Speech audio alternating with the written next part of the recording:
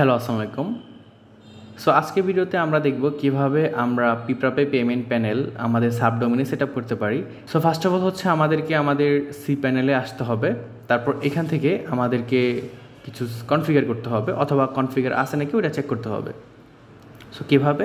So তার জন্য হচ্ছে আমাদেরকে এখানে সার্চ করতে হবে select PSP version. So select PSP ভার্সনে যাওয়ার পর এখানে হচ্ছে আমাদের এরকম একটা পিএসপি ভার্সন এখানে নিয়ে আসবে, যেখান থেকে আমরা পিএসপি ভার্সন চেঞ্জ করতে পারবো। সো এটাতে হচ্ছে কারেন্টলি 8.1 ইউজ করা হচ্ছে। বাই ডিফল্ট ম্যাক্সিমাম সময় 7.4 থাকে। সো তারপর হচ্ছে এখান থেকে আপনি 8.1 চুজ করতে পারবেন। বাই ডিফল্ট 7.4 থাকতে পারে, বা যেটাই থাকুক আপনি 8.1-এ দিবেন। সো এটা আপনি স্পেসিফিক ডোমেনেও চেঞ্জ করে করতে পারবেন। সো যেহেতু এটা একটা ডেমো সার্ভার, সো এক্ষেত্রে এখানে বেসিক্যালি কিছুই নেই, জাস্ট টিউটোরিয়াল মেক করার জন্য এইটা সার্ভারটা। সো এই জন্য হচ্ছে মেইন ভার্সন 8.1 দিয়ে দেওয়া হয়েছে বা চুজ করা হয়েছে। সো তারপর হচ্ছে আপনার এখানে এক্সটেনশন অপশনে আসবেন এবং মাস্ট আপনার এখানে আয়ন কিউব লোডারটা আছে নাকি ওইটা দেখবেন। এটা না থাকলে কিন্তু আপনার এরর আসবে, কাজ করবে না। সো এই জন্য হচ্ছে এটা সার্চ করতে পারেন, সার্চ করেও দেখতে পারেন। দেন হচ্ছে আয়ন কিউব লোডারটা আপনি জাস্ট এখানে ক্লিক করলেই অটোমেটিক্যালি ইনস্টল হয়ে যাবে। সো তারপর ইনস্টল হয়ে যাওয়ার পর আমাদের মেইন কাজ শেষ। সো তাছাড়া হচ্ছে আপনার যখন ইনস্টল করতে যাবেন, যদি কোনো এক্সটেনশন অ্যাভেলেবল না থাকে, ওই ক্ষেত্রে আপনি জাস্ট এখানে গিয়ে সার্চ করলেই ওই এক্সটেনশনটা পেয়ে যাবেন। যেটা লাগবে এটা জাস্ট ক্লিক করলে আপনার এক্সটেনশনটা ইনেবল হয়ে যাবে। সো সাপোজ আমাদের মেইন কাজ শেষ বা প্রাইমারি কাজ শেষ। তো এখন হচ্ছে সেকেন্ডারি কাজ হচ্ছে আমাদের এখানে ফাইল ম্যানেজারে যেতে হবে, এবং এখান থেকে হচ্ছে আমাদের যে সাবডোমেন লাইক পে, চেকআউট বা যেটাই হইতে পারে ওইটাতে যেতে হবে। তার আগে আমাদেরকে একটা সাবডোমেন ক্রিয়েট করতে হবে। তো সাবডোমেন কীভাবে ক্রিয়েট করে? সো ওইটা হচ্ছে ডোমেন্স অপশনে যেতে হবে। তারপর এখান থেকে আমরা ক্রিয়েট এ ডোমেনে ক্লিক করব। তারপর হচ্ছে এখান থেকে আমরা আমাদের যে ডোমেনটা রয়েছে সাবডোমেন সহ লিখে দিলে এখানে সাবডোমেনটা ক্রিয়েট হয়ে যাবে। সো অলরেডি সাবডোমেন দুটো ক্রিয়েট করা আছে আর মেইন ডোমেন। সো যেহেতু এটা বেসিক একটা সার্ভার মানে হচ্ছে টিউটোরিয়ালের জন্য, সো এখানে আসলে কিছুই নেই। সো এখানে হচ্ছে টিউটোরিয়াল নামে একটা ক্রিয়েট করা হয়েছে। সো এটাই সাপোজ আমাদের পে ডট বা চেকআউট ডট বা পেমেন্ট ডট, যেভাবে ভালো লাগে ওইভাবে দেওয়া যাইতে পারে। সো তারপর হচ্ছে আমরা ক্রিয়েট করেছি, আপলোড করেছি। সো আপলোড করার জন্য জাস্ট এই আপলোডে ক্লিক করে সি ফাইলটা আপলোড করে দিলে হবে। তারপর হচ্ছে জাস্ট এখান থেকে এক্সট্রাকে ক্লিক করতে হবে। সো প্রসেসিং হচ্ছে। সো এক্সট্রাক্ট হয়ে গেছে। এখন জাস্ট আমাদের কী করতে হবে, এখানে গিয়ে জাস্ট একটা রিলোড দিতে হবে। রিলোড দিলে এটা চলে আসবে। সো সিকিউরিটি পারপাসে আপনি এটা ডিলিট করে দিন ডাউনলোড করার পর বা সব সেট আপ করার পর। সো দেখেন এখানে কিন্তু সব রিকোয়ারমেন্ট চেকমার্ক আছে। সো এগুলো না থাকলে আপনি দিয়ে দিবেন। সো এগুলো হচ্ছে এক্সটেনশন। সো এই ক্ষেত্রে এগুলো যদি অ্যাভেলেবল কোনোটা না থাকে, ওই ক্ষেত্রে সেম প্রসেস শুরুতে যেটা বললাম পিএসপি সিলেক্ট পিএসপি ভার্সনে গিয়ে আপনি জাস্ট এগুলোর নামে সার্চ মারলেই চলে আসবে। তারপর হচ্ছে ফাইল পারমিশন, এগুলো যদি কোনোটা না থাকে বা না দেওয়া থাকে, হচ্ছে যদি ওয়ার্নিং আইকন থাকে, ওই ক্ষেত্রে জাস্ট এখানে যাবেন, যে ফোল্ডারটা থাকবে ওই ফোল্ডারটা চুজ করে জাস্ট এখানে রাইট ক্লিক করে চেঞ্জ পারমিশন দিয়ে আপনি জাস্ট রিড রাইট সব কিছু এনেবল করে দিবেন। তারপর হচ্ছে আপনার এগুলো কাজ শেষ। এখন আমাদের নেক্সটে ক্লিক করতে হবে এবং এখানে আমাদেরকে ডাটাবেস সেট আপ করতে হবে। সো তার জন্য ফার্স্ট অফ অল আমাদেরকে সি প্যানেলে আসতে হবে। দেন এখান থেকে ম্যানেজ মাই ডাটাবেসে ক্লিক করতে হবে। তারপর হচ্ছে এখানে একটা ক্রিয়েট করতে হবে। সো এই ক্ষেত্রে টিউটোরিয়াল পারপাসে একটা টিউটোরিয়াল নামেই হচ্ছে একটা ক্রিয়েট করে ফেলি। সো ক্রিয়েট হয়ে গেছে। তো আমাদের ডাটাবেস ক্রিয়েট হয়েছে। এখন আমাদেরকে ইউজার ক্রিয়েট করতে হবে। তো এখানে আমরা স্ক্রল করে নিচে আসবো এবং এখান থেকে জাস্ট এখানটা দিয়ে দিব। সো যেহেতু এটা টেস্টিং পারপাস, সো যত শর্টে করা যায়, সো ওই জন্য হচ্ছে আমরা জাস্ট ডাটাবেস নেমকে অ্যাজ এ পাসওয়ার্ড হিসেবে দিয়ে দিয়েছি। দেন ক্রিয়েট ইউজারে ক্লিক করবো। অবশ্যই মনে রাখবেন পাসওয়ার্ড ক্রিয়েট করার সময় যদি এগুলো কপি করেন আপনি, মাঝে মাঝে স্পেস থাকে, সো এই ক্ষেত্রে পাসওয়ার্ডগুলো লিখে নেবেন। সো দেখা যাচ্ছে তাহলে সমস্যা হবে না। সো তারপর হচ্ছে আমরা এই দুইটা হচ্ছে দিয়ে আমরা জাস্ট প্রিভিলেজ করে দিব সবগুলো, অল প্রিভিলেজেস। দেন মার্ক চেঞ্জেস বা মেক চেঞ্জেস। তারপর হচ্ছে গো ব্যাকে যাব। সো আমাদের ডাটাবেস ক্রিয়েট শেষ, ইউজার ক্রিয়েট শেষ, আমরা কনফিগার করে ফেলছি দুইটাকে। এখন আমরা জাস্ট স্ক্রিপ্ট ইনস্টলার বা হচ্ছে পিপ্রাপে ইনস্টলার পেজে আসবো। তারপর এখান থেকে হচ্ছে আমরা আমাদের database name, password, user name এগুলো জাস্ট একটা একটা করে বসায় দিব। তারপর নেক্সট। তারপর এখানে আমাদেরকে অ্যাডমিন ইনফো অ্যাড করতে হবে।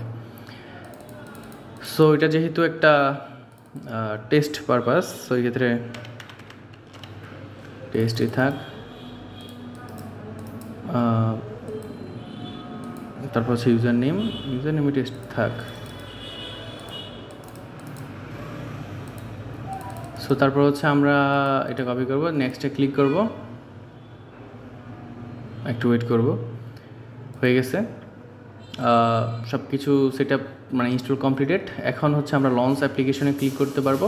তাছাড়া আমাদের ইনস্টল ডাইরেক্টরি যেটা রয়েছে ওটা ডিলিট করে দিলে, সিকিউরিটির জন্য ডিলিট করে দিলে বেটার। সো যাদের লাগবে তারা ডিলিট করে দিলে হবে। সো লঞ্চ অ্যাপ্লিকেশনে ক্লিক করব, তারপর এই যে লগ ইন হয়ে মানে লঞ্চ হয়ে গেছে। এখন হচ্ছে আমাদেরকে লগ ইন করতে হবে। সো সেম ক্রেডেনশিয়াল আমরা যেটা ইউজ করেছি, তারপর হচ্ছে এটা দিয়ে জাস্ট আমরা লগ ইনে ক্লিক করব। সো আমাদের কাজ শেষ এখানে, ঠিক আছে। সো যেহেতু আমরা নর্মাল পাসওয়ার্ড দিচ্ছি, সাথে SSL না এখানে, তার জন্য এই ওয়ার্নিংটা দেখাচ্ছে। সো এই যে শেষ আমাদের ইনস্টলের কাজ। তো এখানে হচ্ছে আমাদের করতে হবে অ্যাডমিন অ্যাপ, মানে হচ্ছে যেটা দিয়ে আমরা চাইলেই আমাদের বারবার যাতে হচ্ছে এই অ্যাডমিন এখানে লগ ইন না করতে হয় ওইটার প্রসেস। তবে তার আগে হচ্ছে আমাদের যে বিষয়টি মাথায় রাখতে হবে, এখানে ইনস্টল আমরা করেছি, বাট এখানে কিন্তু কাজ আমাদের আরেকটু আছে। সেটা হচ্ছে ইনস্টল করার পর এখন আমাদেরকে প্লাগ ইন সেট আপ করতে হবে এখানে, মানে পেমেন্ট গেটওয়ে, মডিউলস এগুলো। So plug in shed up করার জন্য জাস্ট আমরা হচ্ছে এখানে যাব। ফার্স্টে বলে রাখি, আপনি যখন নতুন একটা ইনস্টল করবেন এখানে পেমেন্ট গেটওয়ে, মডিউলসে কিছুই পাবেন না, লেখা থাকবে নো প্লাগ ইনস অ্যাভেলেবল। সো তার জন্য আপনাকে জাস্ট এখানে প্লাগ ইনস অপশনে যেতে হবে। তারপর হচ্ছে এখান থেকে ইনস্টলড প্লাগইন, মানে যেগুলো অলরেডি ইনস্টল করা আছে এটার মধ্যে ওগুলো। তাছাড়া আপনার যদি নিজে কাস্টমলি কোনো বিল্ড প্লাগইন থাকে অথবা ইন ফিউচার যদি আসে, তখন হচ্ছে আপনি এগুলো এখান থেকে ডিরেক্টলি আপলোড করতে পারবেন, থিমস প্লাগইনস দুইটাই। সো এখানে হচ্ছে দেখতে পারতেছেন প্লাগইনসগুলো। সো সাপোজ হচ্ছে যেগুলো ম্যান্ডেটরি বলে রাখি, যেগুলো ম্যান্ডেটরি ওগুলো তো ইনস্টল করতেই হবে। লাইক হচ্ছে ওয়েবহুক ম্যানেজার, ওইটা আপনাকে ইনস্টল করতেই হবে, এটা না করলে অটো ভেরিফাই হবে না। তারপর হচ্ছে মানে অটো পেমেন্ট কমপ্লিট হবে না এটা যদি আপনি ইনস্টল না করেন। তারপর হচ্ছে SMTP Pro, এটা করলেও এটা না করলেও সমস্যা নেই। আপনার যদি SMS ইমেল পাঠানো লাগে যে পেমেন্ট হইলে অটো ইমেল যাবে যে পেমেন্ট হয়েছে, এই ডিটেলস এগুলো, তাহলে হচ্ছে আপনি এটা ইউজ করতে পারেন, এটাও ইনস্টল করতে পারেন, বাট এইটা ম্যান্ডেটরি, এগুলো অপশনাল। তো এগুলো অ্যাড করে ইনস্টল করার পর আপনার জাস্ট ক্রেডেনশিয়ালগুলো ইউজ করে দিলে হবে। সো তাছাড়া হচ্ছে এখানে যেগুলো ব্যাংক রয়েছে, এখন সাপোজ আপনি বিকাশ অ্যাড করবেন, হ্যাঁ। সো এখানে সাপোজ আমি সার্চ করতে পারেন এখানে, বাট আমি ইজিলি দেখাই দিই আপনাকে। সাপোজ হচ্ছে আমরা চাইলে বিকাশ পার্সোনাল, বিকাশ মার্চেন্ট অথবা বিকাশ মার্চেন্ট যে API সিস্টেম, ওইটাও আমরা ইনেবল করতে পারবো। সাপোজ হচ্ছে আমরা বিকাশ পার্সোনালটা এখানে ইনেবল করব। সো ওইখানে জাস্ট আমরা অ্যাক্টিভে ক্লিক করব। এটা অ্যাক্টিভ হয়ে গেছে, দেখতে পাচ্ছেন অ্যাক্টিভ হয়ে গেছে। এখন আমরা যদি লাগে নগদ বা আমাদের যেটা লাগবে আর কি, এখানে তো অভাব নাই, ইন ফিউচার আসবে আরও।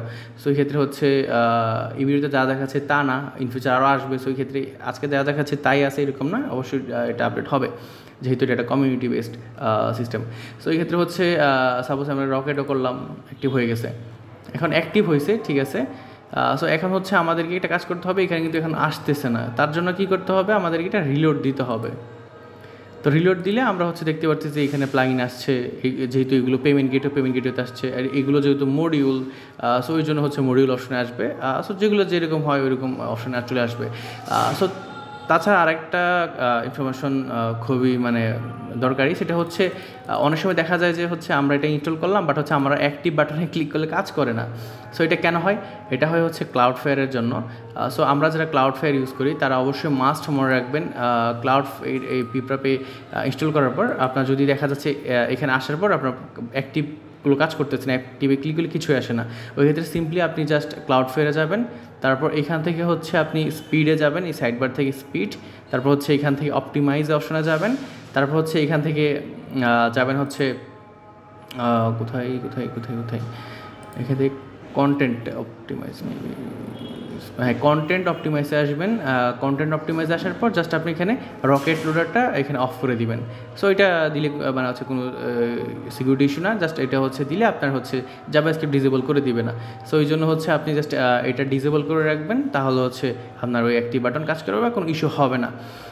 সো এখানে হচ্ছে এই প্রবলেম তো সলিউশন কমপ্লিটেড। সো এখন হচ্ছে আপনার সাপোজ হচ্ছে এটা ইনস্টল করেছেন, সো এখন হচ্ছে ইনস্টল করার পর এখন আমাদের যেটা করতে হবে, একটা সাপোজ পেমেন্ট মেথড আমরা ইনস্টল করেছি, সো আমাদের এখানে যাইতে হবে। সাপোজ বিকাশ আমরা ইনস্টল করেছি, সো এটা কিন্তু কাজ শেষ না, ইনস্টল করলে যে শো করবে এরকম কিছু না, আপনাকে ইনস্টল করার পর অ্যাক্টিভ করতে হবে। কারণ হচ্ছে সাপোজ আপনি সব ইনস্টল করে রাখছেন, বাট আপনার তো দেখা যাচ্ছে এইটা লাগতেছে আজকে, ওইটা লাগতেছে না, সো আপনি ওইটা ডিসেবল করে রাখতে পারবেন। সো সেটা কীভাবে, সাপোজ হচ্ছে আমরা বিকাশে গেলাম, তারপর হচ্ছে এখান থেকে আমরা বিকাশ চুজ করেছি, এখানে স্ট্যাটাস আমরা ইনেবল ডিসেবল করে রাখতে পারবো। তারপর হচ্ছে এখান থেকে আমরা পেন্ডিং পেমেন্ট ইলেভেন ডিসেবল করে রাখতে পারবো। এটা মানে হচ্ছে প্লাগইনের উপর বা পেমেন্ট মেথডের উপর ডিপেন্ড করে। সো এই সিস্টেমটা বিভিন্ন রকম হতে পারে, যেরকম মার্চেন্ট অ্যাপে শো করবে, দিতে বলবে, পার্সোনালে নাম্বার দিতে বলবে, পেপালে ইমেল দিতে বলবে। সো এটা বিভিন্ন রকম হতে পারে। সো তাছাড়া হচ্ছে এখানে মেন বিষয় যেটা মিনিমাম ম্যাক্সিমাম অ্যামাউন্ট, এই দুইটা মাস্ট আপনাকে মিনিমাম ইন্ডিকেট করে দিতে হবে। মিনিমাম সাপোজ যে আপনার হচ্ছে 500 টাকার নিচে যদি কেউ চেকআউট পেজে যায়, তাহলে যাতে মানে হচ্ছে মানে গেটওয়ে পেজে যদি যায়, তাহলে হচ্ছে যাতে বিকাশটা না শো করে। সেই ক্ষেত্রে আপনি 500 লিখে দেবেন। তাহলে 500-র নিচে যদি 499 যায়, তাও শো করবে না। আর চার যদি না, আমি হচ্ছে 1 টাকা হলেও যাতে দেখায়, ওই জন্য 0। আর ম্যাক্সিমাম হচ্ছে সাপোজ হচ্ছে আপনার 50,000 টাকা মানে হচ্ছে নিয়ে যদি কেউ ঢুকে, মানে হচ্ছে 50,000 টাকা অ্যামাউন্টে যদি চেকআউটে ঢুকে, ওই ক্ষেত্রে আমি এটা এই পর্যন্ত শো করবো। বাট 51,000 বা 50,000 1 টাকা বেশি হলেও যাতে শো না করে, ওই ক্ষেত্রে এটা হাইড। কারণ হচ্ছে অনেক সময় দেখা যায় বিকাশের লিমিট থেকে 50,000, ওই ক্ষেত্রে আপনি এখানে লিমিট করে দিলে দেখা যাচ্ছে যে আর ইস্যুটা হইলো না, বা হচ্ছে লিমিট চলে গেলো না। সো এটা একটা সেফলি বিষয়। সো এখানে তাছাড়া এখানে আনলিমিটেড লিখে দিলেন, আপনার যদি ভালো লাগে না আপনার সব দেখাবেন, তো এখানে দিয়ে দিলেন একটা অ্যামাউন্ট, তো এটা শো করবে, কোনো সমস্যা হবে না। সো অবশ্যই রাখতে হবে এখানে ইনেবল ডিসেবল এই দুইটা কিন্তু খুবই ম্যাটার করে, শো করবে নাকি চেকআউট পেজে। হাইড দিলে মানে ডিসেবল করে দিলে তো হাইড শো করবে না, আর ইনেবল দিলে অবশ্যই শো করবে। সো এতটুকু কাজ শেষ আমাদের। সো তারপর হচ্ছে এখন তাহলে তার মানে হচ্ছে আমাদের টোটাল পেমেন্ট প্যানেলটা সেট আপ কমপ্লিট।